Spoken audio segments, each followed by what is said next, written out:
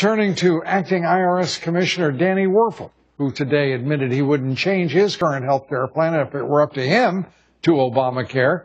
My next guest says we're only 60 days away from implementation, and it's time the Obama administration admits it's not ready and do something about what is surely a train wreck. Joining us now, Congresswoman Diane Black. She serves on the House Ways and Means Committee, before which Werfel today appeared. She's also a member of the Budget Committee.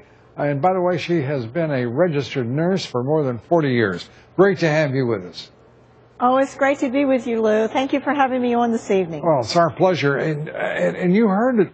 You heard Werfel say he just assumed his health care plan and that Obamacare stuff. Just let that be for the, for all of us peasants out here. Yes, does that not just tell the story that this is a train wreck, that even the acting commissioner there at IRS says, not for me, I don't want anything to do with it. So 16,000 of his agents are supposed to be enforcing Obamacare. The agency doesn't even want to be covered by Obamacare. When is it going to dawn on everyone that this is a mess and that something had better be done and done quickly? And that's the reason why we had the hearing today, is to shed light on a number of things that we've been looking at for several months.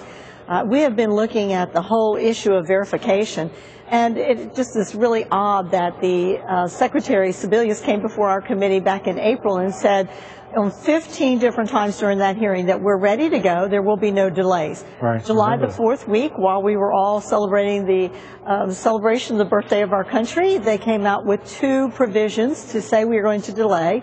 One was the employer mandate, and the other is the verification of income for subsidies, which is just defrauding taxpayers, and it just about sets my hair on fire. You don't like the honor system when it comes to giving away government money?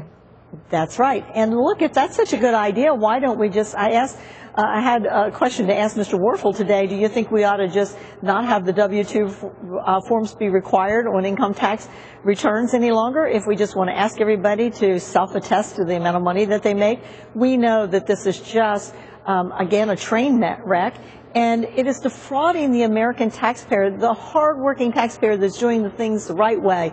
It would be defrauding them if we don't check and verify their income. After all, that is a part of their own bill. It is really absurd stuff, frankly, because we know, for example, a larger program at this point, Medicare, that fraud is estimated between $100 to $200 billion a year, just in fraud alone. Yeah. And Lou, we have other programs that are just like Medicare, where we can point to by the Inspector General's report. We have one from the Treasury that talked about earned income tax credit. $11 billion a year is given out in potentially fraudulent claims for just that program, another $3 billion for education tax credits. And there's been an estimated $25 billion of fraudulent taxpayer credits, tax credits, that would be given out if there's not a verification system as provided for in their own law. Once again, these are not provisions that are coming from the Republicans. It is the provisions that they put in there in the two major planks: the employer verification that someone has access to employer-sponsored insurance, right, and the second is the income verification before someone qualifies to get those tax credits. Both of those together are just a recipe for huge amounts of fraud. Now, do I understand correctly, you guys are going to vote again to defund roll back the Affordable Care Act 40 times? Yes, we continue to do everything that we can to stop this train wreck from occurring. I believe that the more we can do, of course, I'd love to just totally repeal this bill and start all over again with something that is patient-centered and market-based. We know that that really is the way this should be done. But besides the fact that we're not able to fully repeal it, we need to do everything that we can to delay this train wreck so that we don't have this huge amount of money taken from hardworking taxpayers to fund something that is not going to work at the end of the day. Congresswoman, we thank you for being with us. Appreciate it. Good to see you. Congresswoman Diane Black. It's always good to be with you. Thank you. Up next.